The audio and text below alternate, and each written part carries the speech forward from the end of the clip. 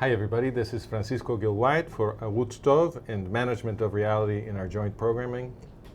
Today I have the pleasure and the honor of welcoming Nadya Matar to my show. Nadya, I'm a big fan. Thank you for joining us. I'm a fan too. Good. Thank you for all you do. Well, this will be the Mutual Admiration Society. Okay. Okay, so right off the bat, you're leading the sovereignty movement. You've done this for a number of years now. Tell us what it is. What are you looking for? First of all, I represent also Judith Katzaver, my co-chair, who I feel I am her student. I met her in 2005 in Gush Katif when an insane decision was taken by the government of Israel to uproot their own brothers and sisters from the Gaza Strip and northern Samaria with the very naive hope that this will bring so-called peace. And as we already said then and even before, since the Oslo agreements were signed, really, you can't make peace with those who want to destroy you. And it's so simple sometimes. You would think that was an obvious idea, right?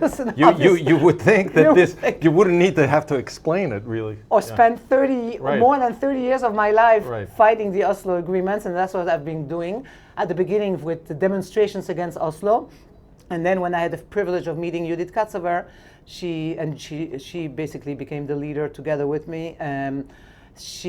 At one point, when we came back from Gush Katif and we started seeing something new in Judea and Samaria, especially in Judea where we live, Judith Katzaver is one of the founders together with this whole generation of people who understood after 67 that they need to resettle Judea and Samaria. And she went to Hebron with her husband, and it's the whole story of the resettlement of Hebron. She's part of that. She's one of the heroic figures of the return to the Bet Hadassah. If anybody of the listeners know a Hollywood Hollywood producer who wants to make a story about those 13 women who changed the history of the Jewish people by going into that one building, that Jewish home called Bet Hadassah, for a full year and returning Jewish life to Hebron thanks to those women led by the Rabbi Levinger. It's an amazing thing.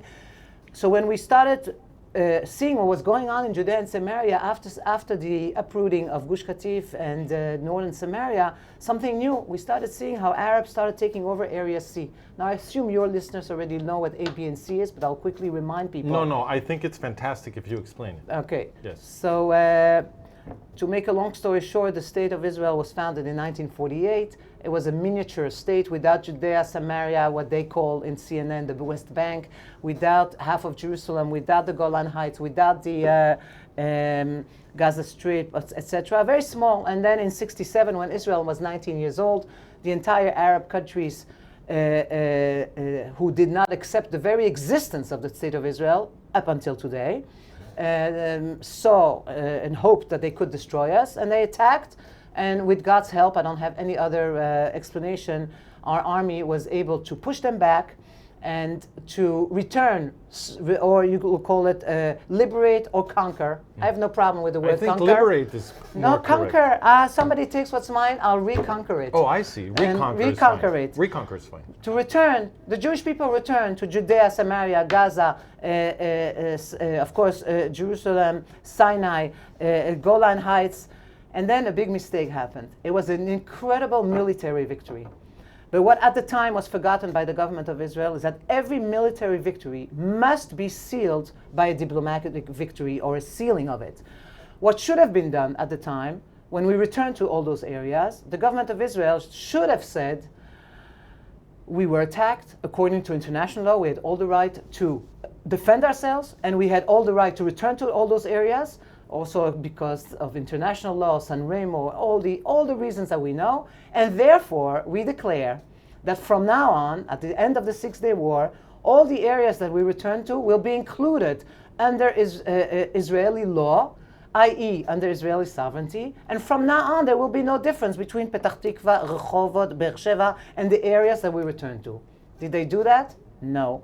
They were so shocked by the victory. They didn't plan this victory. They didn't know we were going to win. You know that not many people know that on the eve of the war, of the Six-Day War, how did Israel get ready for the upcoming war? They knew there was an upcoming war.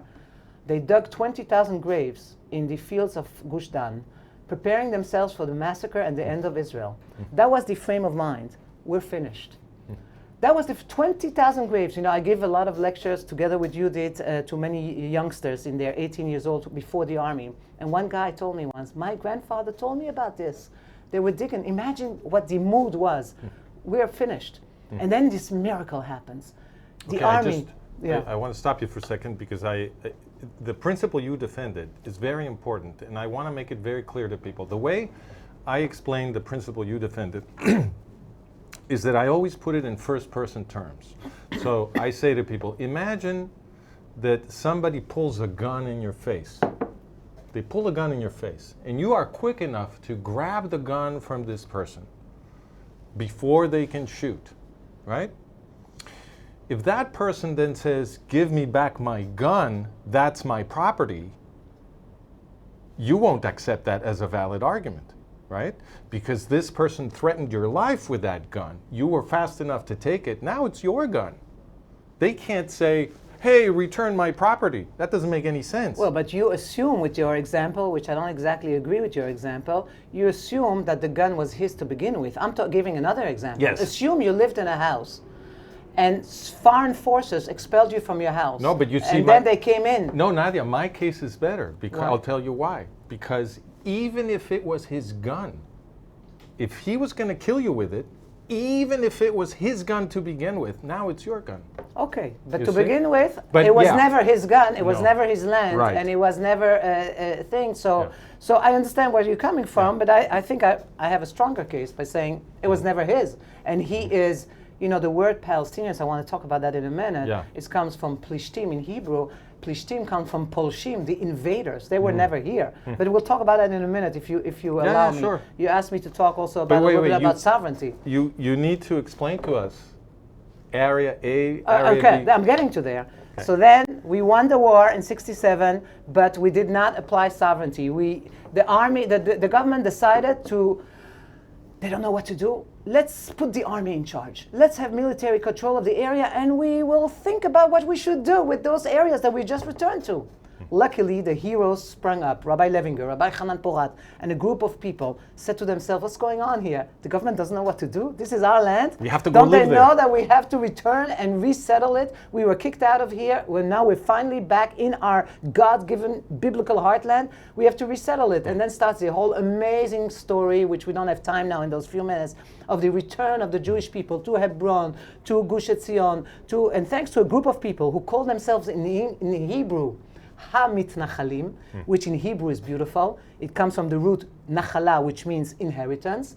Of course, it was badly translated on purpose in English, the settlers, because when you say settlers, you have a feeling as if you took somebody else's land. Right. The real translation of what we are is Ha-mitnachalim, the inheritors of the land. This is our land. And then they created they convinced the governments of Israel to create Jewish communities. It's not that Rabbi Levinger created Kiryat Arba, but he convinced the government at the time of a left-wing government in 1971, Jews will not be in the heart of Hebron, where Hebron and Jerusalem, that's that is why we're here, not because of Tel Aviv, when for 2,000 years... Our birthplace. Our birthplace, our forefathers are buried here. When 2,000 years the Jews have said in Auschwitz or during the Spanish Inquisition, next year in Zion, with all due respect, they did not dream of a disco in Eilat, okay? Right. They dreamt about Hebron, Bethlehem, Shiloh, all our areas, all our God-given lands.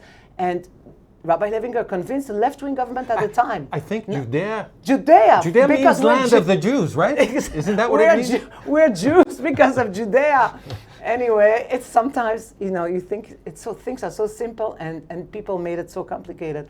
And he convinced in 1971, the government, a left-wing government who believed at the time still in settlement, Yigal Allon, even Shimon Peres, when he was still a Zionist before Oslo, to create Kiryat Arba next to Hebron. And a few years pass on, and we have hundreds of thousands of Jews living here. But there was no sovereignty. There was settlement, but no sovereignty. And I'm getting to A, B, and C. I'm getting to there. Okay. At one point, when you don't solve an issue, then people come up with crazy ideas. This is the map. This is what I want to show you. This is the map we're talking about. Can I show you this to your list? Yes. Sure. You can see it. What do you see here? You see Israel, right? And what do you see in the middle? Judea, Samaria, and in what color? Gaza. In what color? In white. Okay. This is the reason I'm here. This is the reason I represent sovereignty. This is the official national outline plan of Israel. Today, 2026. What is a national outline plan? Every country has a national outline plan. How is my country going to be in another 20, 30, 40 years? How will I develop the area, right? This is the official national outline plan of Israel. You say to yourself, what's going on here? Aren't there hundreds of thousands of Jews living here in Judea and Samaria? But there's no sovereignty. That means when there is no sovereignty, there is settlement. There's a lot of settlers, a lot of Jewish communities. But when there is no sovereignty, i.e. application of Israeli law, and we are under military rule till today, then what happens is that the government of Israel declares, I have Jews living there, but what is the message they pass on here? I'm not sure it's mine forever. What does that do by the enemy? We still have hope to turn this into a Palestinian state. And what happened in 1993, because no sovereignty was declared, a group of people, Jews, who maybe had good intentions, but as we say, how do you say, the way to hell is paved with good intentions. So I don't know what their intentions were. I know that we can discuss that once in another program. Whether they had good intentions or not, a group of people, Shimon Peres, Yossi Beilin, said, there is a problem here, indeed. And because we need to find a solution, let's divide this into, let's find a partner, and let's divide this into between the Jews and the Arabs. The Jews will be removed to Tel Aviv or to the area, and this will give to the Arabs, that was called the Oslo Agreements, where they decided to shake the hand with the devil, Yasser Arafat, who at the time was obviously and rightfully considered as the Adolf Hitler. There's no difference between Yasser Arafat and Adolf Hitler, just maybe in the amount of Jews that they killed. In the means at their disposal. Exactly, right. Yeah. And let's believe that he changed and he's willing to accept us. Let's build him an army and let's divide, I'm getting to the answer to your question, and let's divide the area into A, B, and C. A and B will be now from the Palestinians. And let's create a body called the Palestinian Authority. You know, I have Arab and people that I know in Judea and Samaria who are very upset with the Oslo architects. And they tell us, before the terrorist attacks occurred, which we know happened afterwards, with what chutzpah did those Jews, those Oslo architects have to decide that Yasser Arafat is our leader, the leader of the Arabs who live in Israel, and force him upon us, and create a Palestinian Authority and decide that there are leaders from now on. That is even before all the other problems with Oslo. But this is very true what you just said. It's the PLO Fatah was imposed on the Arabs. Was imposed on the land of Israel Arabs. By the government of Israel. By the government of Israel. That is the first crime of the Oslo Agreement. I completely agree. Even way before. And then, of course, the next crime. Because PLO Fatah destroyed the Arabs. Of course. So that was a crime against the Arabs. Of course. And then the next crime was, of course, you spoke about the gun before. What happens if I would give a gun to an Arab and he would start killing people? Wouldn't I go to jail? Of course. We had the government of Israel, Oslo architects, the Oslo government gave thousands of guns and weapons to this terrorist. And money. And money and land. That's A, B, and C. A and B for the Arabs, 40% of Judea and Samaria, and C for the temporarily for the Jews, where the Jews live, with the hope, of course, they had of one day uprooting the Jews and creating a Palestinian state. I was in the Knesset not long ago. I said, when will there be an inquiry about, a national inquiry about this crime of a government who gave, and because of that, 2,000 Jews were killed? I'd like to make an observation, if I may. Sure. Just to increase the historical context. In 1974, PLO Fatah elaborated what is called their plan of phases, or their phased plan. And the phased plan, it's a document from the Palestinian National Council, or their parliament, right?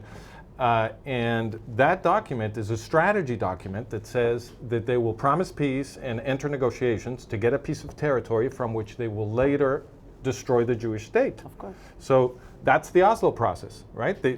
Before the Oslo process ever existed as a diplomatic initiative, the structure of it had already been produced by PLO Fatah as a strategy document in 1964? No, 1974.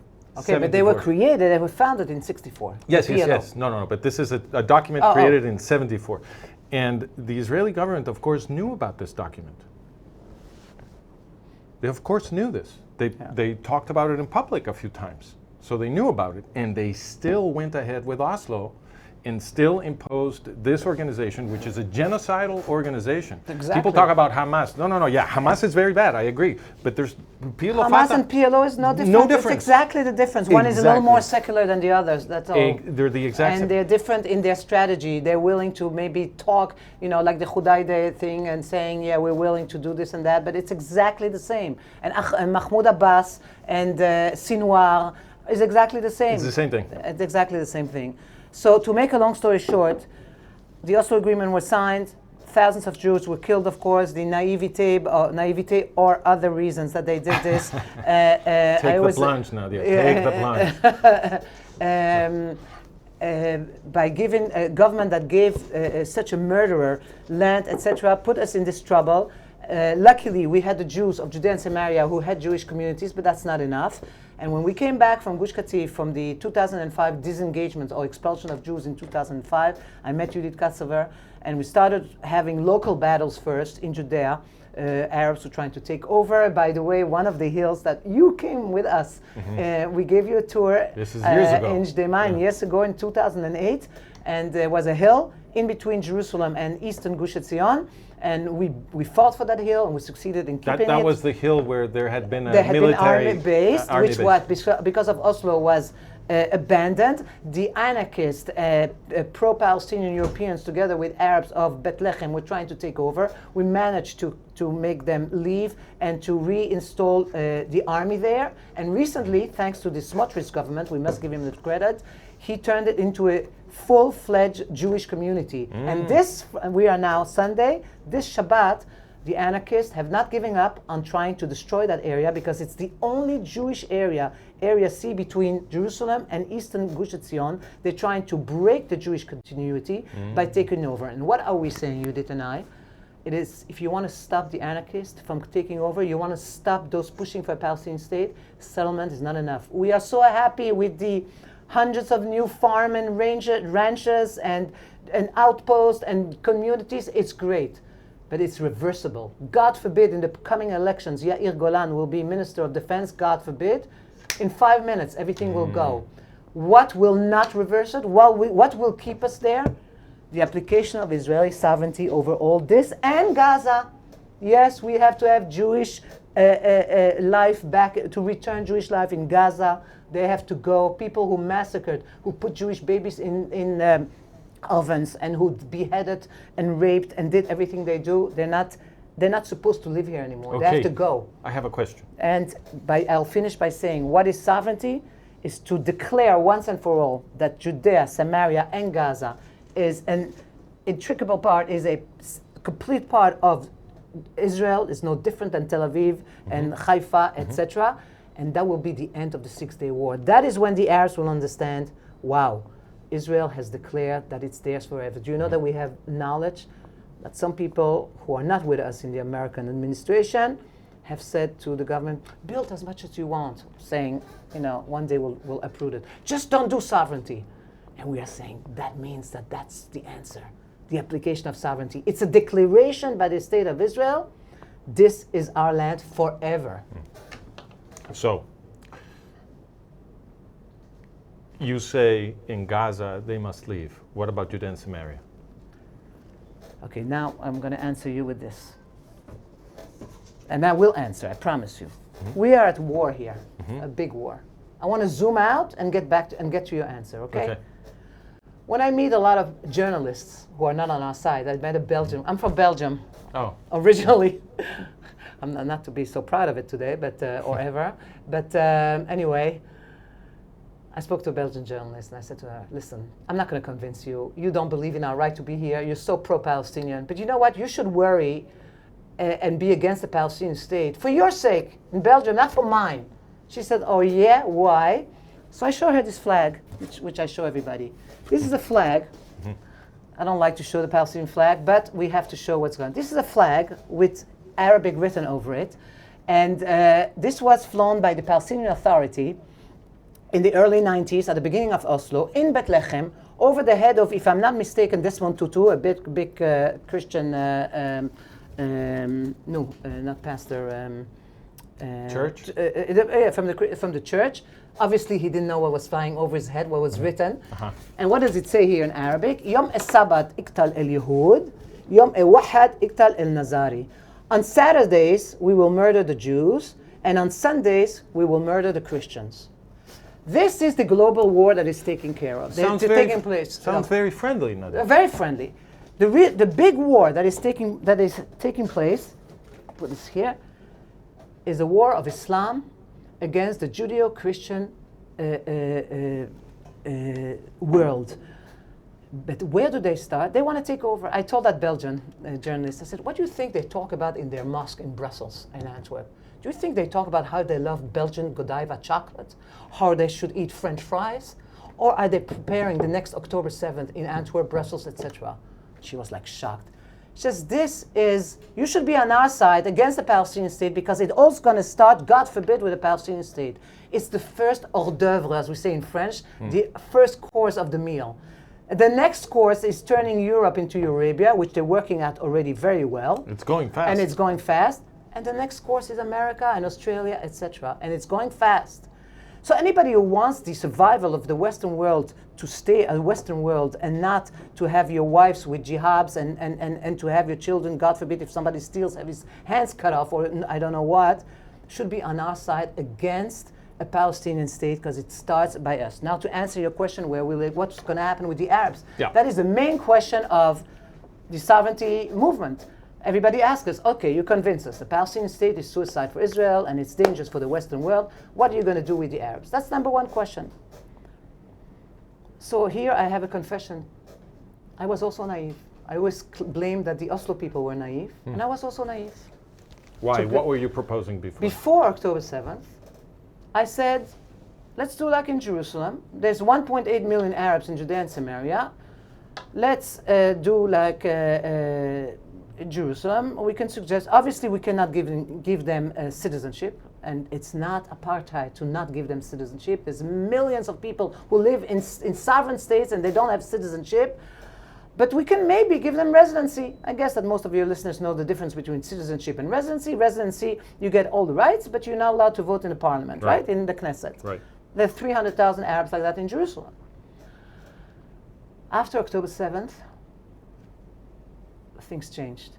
I realized when I saw the first poll a week or two after the massacre, talking about genocide. That was a genocide against Jews, yes. Well, it was a genocidal attack. It was obviously. a genocidal attack. Yeah. We saw the polls. A poll taken in Ramallah. You Google a poll. How many Arabs in Judea? They call it the West Bank. You have to write West Bank, which of course I usually don't use. Favor the October 7 massacre. 84% of Arabs in Judea and Samaria are in favor of the October 7 massacre. And I looked at myself in the mirror. And I said, I'm going to give. So when I walk around in Gush Etzion, I see 10 Arabs. 8 of them, 8.5 of them, almost 9 of them are willing to put Jewish babies in an oven, to behead Jews, to do other horrible things that I can't even express with my mouth that they all did. I'm going to give them even residency? Why? I should find the 2% or the 16% who maybe are okay, which I know a few Arabs, and they tell me, Nadia, when are you going to get them out of here? You guys brought them Save here us. with Oslo. Liberate us from the Palestinian Authority. So then I said, we have to normalize. And then we didn't dare to talk about it. And then President Trump came. At the very beginning, what did he say? They murdered you? More or less, I'm not quoting word by word, but they basically said, they murdered you, they massacred you, they raped you, they have to go. And he's the one the first one who spoke about the relocation, you want to call it, the emigration of murderers. And then people say, but where will they go to? There's 22 Arab states, there's 59 Muslim states. I'd like to stop you there. Yeah. Because I don't like that discussion. Where will they go is not the problem of Israel. Well, no, you don't have to solve that. You just open the gates. Yeah. Go wherever you want. Wherever you want. But you can't stay here, that's it. No, but it's not your problem. You don't owe them that. Yeah, but they I have were to tell the massacring world you. that there is where to go. No. There is where to go. No. I think we have to change the conversation. Okay, I'm willing to accept that. The citizens of other countries, normal countries, not like Israel, if somebody had come to massacre them, they wouldn't feel like they owe anything to the population that was trying to exterminate them. Right. Go. And it would be humane to kick them out. Right. It's much better than what they were trying to do to you. Absolutely. Right? So you don't owe them anything. They don't know where to go. Fine, not your problem. But Not your the problem. truth is that many of them want to go. So go. Yeah. Open the gates. Yeah. Let them go. Let the Arabs of Gaza, first of all, go, and Judea and Samaria. They will also have to go. Yeah. And so people tell me, but what if they don't want to go? I always answer that. My brothers of Judea and of Gaza, of the Gaza Strip in 2005 didn't want to go. Nobody asked them. Yeah. Okay, so don't give me that Right. now, please, Right, okay? right. They're going to have to go because this is our land. I'm going to say something, and no, I'm going to shock you now. You know what? I understand those who came up, the Jews, who came up with the two-state solution. Because what are they saying? They're basically saying Jews and Arabs can't live together. That's why we have to divide, and we have to find two ways of it. So what don't I agree with? Of course, the map that they did. Right. But the very idea Interesting. of the left that says we need a two-state solution. Why? Because we don't want to live them. We have a leftist friend with, again, I can't quote her name, she's a journalist. When she heard about sovereignty, she said, my parents didn't come from Europe to have them here, the Arabs. I'd rather have a small Israel and let them be there. Right. So the idea of the Zionist left, I'm not talking about the left that wants to destroy the Jewish state, right. but the Zionist left who came up with a two-state solution, they admit that they're doing so because they're Arabs here and they don't want to see them. Which is also why they took the Jews out of Gaza. Because what they're confessing when they take the Jews out of Gaza is that if the Jews stay in an Arab-run statelet, they will be murdered. Exactly. So I want to switch switch it around from the river to the sea, Israeli sovereignty, or you can call it Israel with Judea, Samaria, and Gaza to the Jews, the Arab countries to the Arabs. Sure. The time has come to switch it around. Yes, you want a two-state solution? Turn it around, flip it around. The Jews will stay in their God-given homeland, which, by the way, everybody knows, or most people know, that Judea, Samaria, Israel with Judea and Samaria, what CNN calls the West Bank, is smaller than New Jersey. So there's no way we can shrink ourselves, nor will we ever agree to. Israel for the Jews, the Arab states for the Arabs. And we have to start normalizing this and not to be afraid to talk about it. All right. And I just want to finish with one thing. Let's do that, yeah, because we have to go, so you have to talk about the book. The last thing I want to say is to simplify. I'm a simple Jew. I like to sometimes simplify things. The battle is between those two books. You're not a simple Jew. No, anyway, it's an honor to be simple Jew. To be a Jew says this is our land, and that's it. That's it. But it's based on two books. The wars between two books. The Bible, which obviously we all know it's all about the right of the Jewish people to their biblical homeland. Take away anything that's related to the Bible, to land of Israel from this Bible, and you get a small pamphlet. This is our Kushan. I tell also non-religious youngsters, you don't have to be, I wish you were, but you don't have to be so observant to believe that the Tanakh is ours. This is our book. And the battle is with another book. It's always a little bit provocative. Maybe you heard about this book. Maybe you did. By Asaf Vol. A little bit of a satire. I have not read it yet. Yeah. A history, you haven't read it, you'll see it takes a long time to read it. A history of the Palestinian people from ancient times to the modern era. 100 white pages. It's also translated into Hebrew. Wow. How about So you Spanish? know why? No, Can I get it in Spanish? So you know why I don't laugh anymore? When I ask groups, who does the world believe? The truth or the lie? And of course it's the lie. Right. Why? Because the world meets two kinds of Jews. First they meet Arabs who say it's all ours. For everything is ours. Even Tel Aviv, they don't make a difference. The Arabs, there's nobody who says that we have the right to, as a Jewish state, to have the land of Israel. It's all ours. That's what Europeans meet, right? Right. And then they meet Jews. For peace, I'm willing to divide Jerusalem. For peace, I uprooted my brothers. For peace, I'm willing to give away Judea and Samaria and create a Palestinian state. A European is going to look at those two groups and going to say, well, who is willing to give up on his own land? Meaning, we brought this whole mess upon us because we didn't apply sovereignty. When you don't apply sovereignty, you stutter and you say, I'm not sure it's mine yet. And you give the enemy hope. The time has come for the application of Israeli sovereignty over Judea, Samaria, and Gaza, and tell the world, the land of Israel, the people of Israel, we are here to stay forever, sovereign. Those who want to accept our sovereignty will be welcomed as residents, but we're talking about a very tiny fringe because the axioma is an overwhelming Jewish majority and a tiny non-Jewish minority who accepts our sovereignty over the land of Israel. And we hope that when we will finally do so, we will give the example to the European world to do the same and to save themselves from the terrible, terrible Islamization that is taking over Europe. And I hope they still have time to do so. Well, this amen, number one, and number two, it would be a repeat of the same process we have seen throughout Western history, because the Jewish people is always teaching the Goyim how to do it better. And thanks to you guys, we have been doing it better. And this next installment is coming. You're going to give us a supreme demonstration of what real sovereignty means and what the path forward for Western civilization has to be. Amen. Thank you very much, Francisco, and keep on your amazing work. Thank you, Nadia. Okay, cool. This is Francisco Gil-White for Arutz Tov and Management of Reality. Please remember to subscribe and ding that bell and share, like us. And if you want to go read about our stuff, everything is in the description. Thank you. See you soon. יש אירועים שפשוט אי אפשר לחוות דרך המסך. אני עודד ניר. במשך כמעט 20 שנה חייתי ופעלתי באירופה ועקבתי מקרוב אחרי מה שקורה ליהודים במערב. מה שראיתי שם, ובעיקר מאז 7 לאוקטובר, שינה את כל מה שאני חשבתי שאני יודע. בחמישי והשישי בנובמבר, בנופש של ערוץ טוב במלון נבל דוד בנתניה, נבחן באמת מה קורה ליהודים באירופה, בקנדה, בארצות הברית ובאוסטרליה. ומה המשמעות של כל זה עבור עתיד הקהילות היהודיות בעולם. לצד ההרצאה שלי מחכים לכם יומיים של תוכן איכותי, הרצאות ברמה גבוהה, אנשים נפלאים ואירוח מפנק, מלון 5 כוכבים, על בסיס פנסיון מלא. מחיר מיוחד לחברי מועדון היחידה. מספר המקומות מוגבל.